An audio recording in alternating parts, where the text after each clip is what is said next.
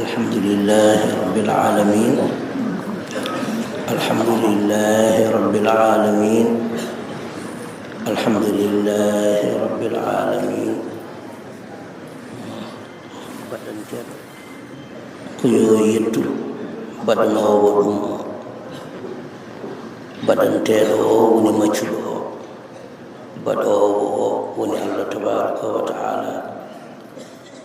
maccuɗo o darolgal mum ko yettude allah tabaraka wa taala, sifa jaati mum ko yettede. ndewno kanko adi yettude hoore mum nde jettowo fof yettimo wadde en jetti allah e ɗiɗo konguɗi seerenɓe ɓe nanɗen e oɗo subaka. alhamdulillahi rabbil alamin. alhamdulillahi rabbil alamin. nde wonno ko ɓuri heewde e men ko ñalon ko kamɓe mbawi yaade to hadara allah ɓe duroyoto huuɗo gandal allah, ɓe garta ɓe muynana en ngal ɗon gandal ha paamen ɗum e barkeji maɓɓe. ɗum noon so en jetti allah tabaraka wa taala yo en jettuɓe, sabu kamɓe ngoni sababuyeji ɗi. yo allah yoɓɓe moƴƴere nde o handiniɓe to makko. yo allah ɓeydanɓe teddungal e hurum e mallinede e ɓeydede e ɓeydanede to ɓe keedito. en yo allah rokko en famde e nande e jabde e fibde e gomɗinde e laabde e laɓɓinde.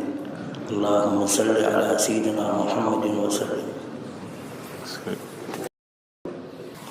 إن الذين سبقت لهم من الحسنى أولئك عنها مبعدون لا يسمعون حسيسها وهم فيما اشتهت أنفسهم خالدون. لا يحزنهم الفزع الأكبر وتتلقاهم الملائكة هذا يومكم الذي كنتم توعدون. يوم نطوي السماء كطي السجل للكتاب كما بدأنا أول خلق نعيده وعدا علينا إنا كنا فاعلين. ولقد كتبنا في الزبور من بعد الذكر أن الأرض يرثها عبادي الصالحون. إن في هذا لبلاغا لقوم عابدين. وما أرسلناك إلا رحمة للعالمين. قل إنما يوحى إلي أنما إلهكم إله واحد فهل أنتم مسلمون؟ فإن تولوا فقل آذنتكم على سواء.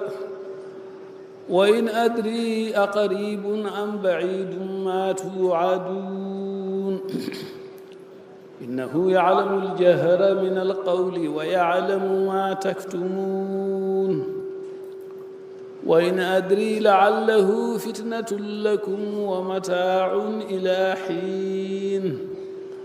قل رب احكم بالحق وربنا الرحمن المستعان على ما تصفون. صدق الله العظيم.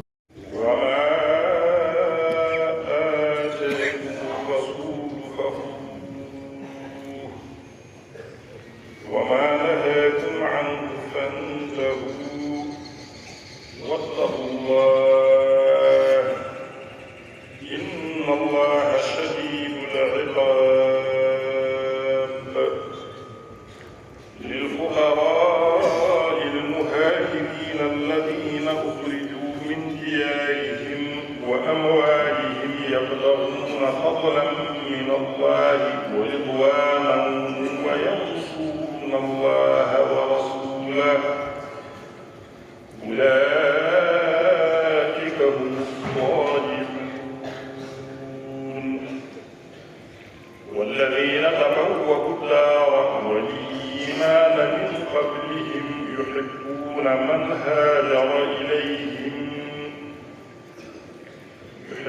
من هاجر إليهم ولا يجدون في صدورهم حاجة مما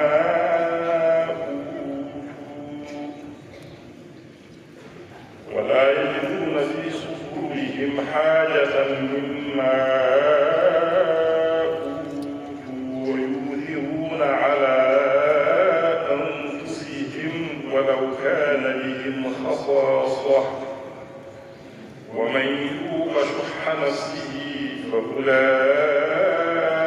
هم المفلحون. والذين جاءوا من بعدهم يقولون ربنا اغفر لنا ولإخواننا الذين سبقونا بالإيمان ولا تجعل في قلوبنا غلا للذين آمنوا ربنا إنك رؤوف رحيم. صدق الله العظيم. farɗiyeji nogas e tati sharɗi gadana o tawa ceerno mo ñagotoɗa yo rokke wirdu o tawa ina jogui yamirore sellude jokkodirde rokkirde wirdu ndu ha yetti cheikhana ahmada tidiani radiallahu taala anhu ɗiɗi tawa an garɗo ñagade wirdu o tawa hay goto e wirduji waliyaɓe a jogaki ko wona tijaniya saɗa jogui noon a accat ko tijaniya o tan jogotoɗa. tati a juurota ko waliyu mo wona tijaniyanke guurɗo hen noon e mayɗo hen juurotoɗa ko nulaɓe e annabaɓe e sahabaɓe tijaniyankoɓe. nayi waktuji ɗi joyi ɓaade ka gorko arenodirat ɗi to dental so wona taw ko gantu haaɗi kala ko allah yamiri golla ko allah haaɗi goppa. joyi yiɗa cheikhana ahmada tidiani radiallahu taala anhu ko ɓuri ko neɗɗo ina yiɗa nene mum e ba mum e dendagal ko yiɗete ko wona allah e nelaɗo muɗum. ceerno ne kadi lumtiɗo cheikh tidiani o rokkuma wirdu o ne kadi ko noon jiɗirtamo jeegom a hoolota ko hoto allah woni hoolade hoto allah ko wiya a jaggi wirdu ndu tan anani ko haala e wirdu ndu e moƴƴere jaaha mbaɗa ɗum hoolare aɗa golla ko beleɗa ko allah yiɗa ɗum a waɗata noon sa jaggi wirdu ndu a ɓeydoto hulde allah golla jamiroje allah goppa kade allah. jeeɗiɗi a yennata cheikh tidiani a añatamo jeetati sa jaggi wirdu ndu a dumoto hen ha mayde tawi a ajjata. jeenayi a fiɓat eɓerne ma gonɗina dendagal moƴƴere ndenanɗana haale e wirdu he ko gonga. ina jeeya noon seeɗa ko haala e ɓuura wirdu ndu nelaɗo allah sallllahu alayhi wa sallam o wi omude fi kala neɗɗo jagguɗo wirdu ndu an tew ɓanduma harminadde jeygue ma naata aljanna ko alda e hasbede e lebtede. ɗum noon ko an jagguɗo wirdu o e nene ma bamma e ɓiɓɓe ma rewɓe ma e siraɓe ma rokkuɓe ma rewɓe eɓe dokkuɗa rewɓe fofof kamɓe ɓen fof o ɓeyda tan koɓe julɓe eɓe gonɗini allah ɓe jaddani cheikh tidiani ɓe gañanimo hayso ɓe jaggani lawol ngol kamɓe fof o ɓe naati e nder defare nelaɗo allah he sallllahu alayhi wa sallam ɓe naata aljanna ko alda e hasbede e lebtede saabi barke maɗa an goto jagguɗo lawol ngol o. sappo a yaata noon aɗa witta aɗa miijo aɗa yeddikino e ɓernde ma nden moƴƴere haalande holno nde wonirta gonga ala a gonɗum tande kamno ko ɓural noon koye juuɗe allah woni mo jola fo o rokka sappo e goho a fadat ha dokkeɗa wirdu ndu nde puɗɗoɗa wirdude. sappo e ɗiɗi wadifa e wirdu aljuma ɗiɗo ɗiɗi ɓaade ka gorko a tawtorte ɗum dental so wona taw ko gantu haaɗi. sappo e tati nokku ene wirdu he no wiye jawharatul kamali a jangata ɗum so wona aɗa timmini laaɓal ndiyam. woni timminde laaɓal ndiyam noon ko taw ɓanduma na laaɓi comcima na laaɓi nokkuɗo jooɗiɗa ɗo na laaɓi aɗa wondi e salligue ɗeɗo nayyi so ndendi e ma aɗa wawi janngude jawharatul kamali. sa ngakkirama hen noon hayso ko laaɓal gotal ko noga salatul fatihi ɗum lumtinta e nokku jawharatul kamali. sappo e nayyi a tikkodirta a taƴodirta a añanta hay goto e julɓe tengti noon musidɓe ma tijaniyankoɓe. sappo e joyi a hoynata wirdu ndu woni hoynude wirdu ndu ko ɗacca ha waktu o yawta nde puɗɗoɗa wirdude tawi a ala gaddu kadɗumo wirdude. sappo e jeegom a yahata aɗa rokka wirdu ndu woɗɓe tawa an a yamiraka ya rokkir. sappo e jeeɗiɗi a teddintu kormina mawnina dendagal tijaniyanke tengti noon seeramɓe hohoɓe mawɓe lawol ngol. sappo e jeetati saɗa wirda ɓanduma e jomjima fo tawi ina laaɓi. sappo e jeenayi nokkuɗo jooɗiɗa aɗa wirda ɗo kadi tawa ina laaɓi. nogas so aɗa wirda a jooɗoto kuccita funnange so wona tawi noon koye gandantal gonɗa ɗum kuccita koye jeekimo wirdittaɓe walla ala tawa koye ɗanngal gonɗa aɗa ummi e nokku aɗa fayi e nokku ɗum sa fayi e wirdude tiide ma nde kala ɗoɗe hucciti fof tan ko ɗum kuccita ɗum ne sa jolɗo walla sa baƴƴiɗo walla sa jaarowo koyɗe.